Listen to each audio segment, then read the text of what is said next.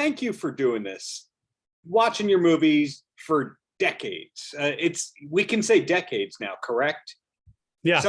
Sometimes when you say to an actress, like I had this happen in an interview the other day where I said, I've been watching your films for decades, and you saw her like cringe a little bit, and you go, well, technically 1999 is more than 20 years ago, so it's decades. So decades. So just so I'm clear, like you heard her, you watched her cringe, and you're like, that's good. I'm going to say that to the next guy too. I'm going to say that, but I don't get the vibe that you would cringe. I get the vibe that you would go, damn right, I've been successful for that long. Well, I think it's, you know, I've got the heart of a coyote. You know, I'm a survivor. I'm a scrounger. But I mean, you kind of have to be to make it through the times where you don't know how to rebound, but you know, you're figuring it out. But I mean, now I have so many different things going. Yeah. That at one time that it's difficult to kick me out of show business because I've got like 3 or 4 deals already in play right now. So yeah, you know, what happens when you and Tom Lennon are in the same room? Because you two are the same guys where you like acting, but the acting is like 10% of your overall work. Like you'll have at any given time 3 or 4 things that are waiting to come out for you as an actor, but then you're executive producing 6 things and writing 4 things at once. So I'd imagine at this point in time, you have to say to the person, which junket is this again? Well, it is a little bit like that. But however, you know, the way to create you know, good stuff is to focus your artistic laser beam at the right moment. Yes. And once, you know, there's a big crew that works on a film, and once you can, you know, give it to the effects people and give it to the sound people, then you've got some time to go work on that app. I built an app, right? Or I'm finishing up a novel. So, you know, you got to kind of, you know, find your times and get really creative and good, and then move on. Well, Easter Sunday, speaking of good stuff, that nice little segue there. When did you actually finish your work on Easter Sunday? It probably, let's see, it was about early June. Early June was when it was locked and the music was there, or the filming? Everything was mixed and finished, and they started making prints, and then I was done. I get the vibe from watching Easter Sunday that there was a lot of improv on the set. You know, the jokes are very firm and sharpened, but with comics being around, improv, how much improv made it into the final cut? You know, more than anything, I like to make it look like it's improv. Oh. And it's and that doesn't mean people don't improvise. They really do, and I use the very best of it. But when I say I make it look like improv, what I'll do is I'll watch the improv. I mean, we'll do the thing as we wrote it. Then I'll say, just say whatever you want. I got everything that I could need. You can say anything you want. I don't care. And then they usually do a really magnificent take that's a melding of what we wrote and what they improvised. So then you do another 4 takes after that. You're like, okay, this improv, we need to set it up this way, but hit it 3 times there. And then this one, try to shave off the end of it. And we kind of shape what seems like improv now is now being written on the fly. So you tape a lot more than you actually use. So is it a longer editing process for you? No, because except in rare cases, there's always a best take. And the best take is the one that I feel in my gut is the best take. Now, occasionally somebody will be like, I don't like that take. And I'll go, oh, you don't like that take? Okay. So then I'll look at some of the other takes and be like, well, this take's pretty good too.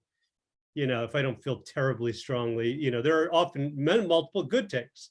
But, you know, when you know in your gut which one the best take is, you know, then it's just a matter of putting it into the right timing.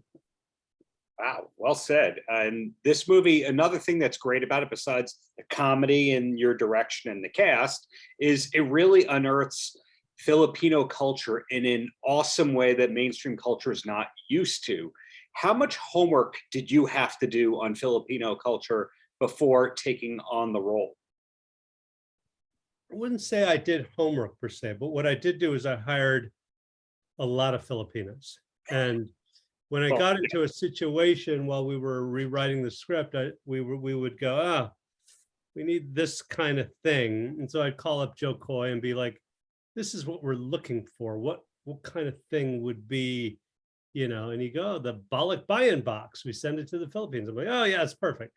And so, well, like these kinds of things, or Joe would just say, I think we need to get baby Jesus into the movie. And I'm like, okay. And so we just figure out, it was like puzzle making, and the food, the food was you could ask any of those Filipino actors, Filipino American actors, and they all had some very specific knowledge of these various foods. So I had a lot of consultants in the cast. So it sounds like a great team effort that was independent of a studio forcing cultural stuff on the studio. They didn't have any Filipinos in the ranks of the executive class. There was somebody in the music side that was Filipino, but we were left to make the movie. The cultural side, they kind of were like, look, we're not going to weigh in on that. Just make it good and authentic. It's great that the trailer is able to use a song that features Apple to App in it. Yes. Not irony right there. Yes. So the music, was it an afterthought? And by that, I mean, was stuff slotted in and then cleared later? Or was it going on during production that you were clearing the music? You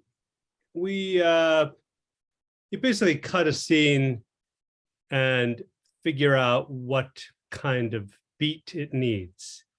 And that takes quite a bit of time, because there's that perfect song that might cost too much money for the budget, and then there's all the new songs that are in the same beat, and you kind of, you're kind of constantly working the money and the beat and spending your money where you need certain big songs and you have to compromise on others, but it's a great way to discover new music. Well said. So this is the project that you're promoting right now, Easter Sunday. When I look at your IMDb page, we see Shotgun Wedding, Unprofessionals, lots of different stuff. Do you know what's coming out next after Easter Sunday? Well, Broken Lizard did a movie called Quasi, which my good friend Kevin Heffernan, who played Farva, directed.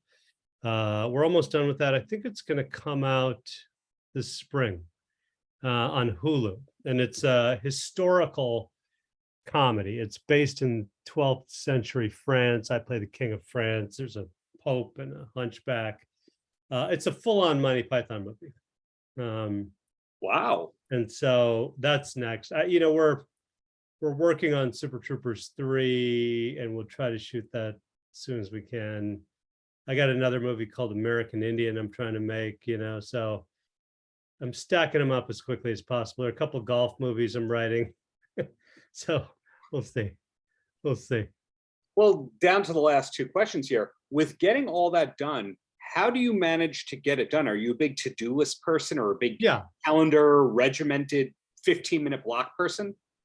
The thing I'm working on now is a novel. It's called The Wild and the Tamed, and I've been working on it for 4 years, and I'm in the end game. Like, I'm within 3-4 days of it being done, and I'm going to take this monstrous time-sucking thing and just move it, give it to the agent, and go, okay, go sell it.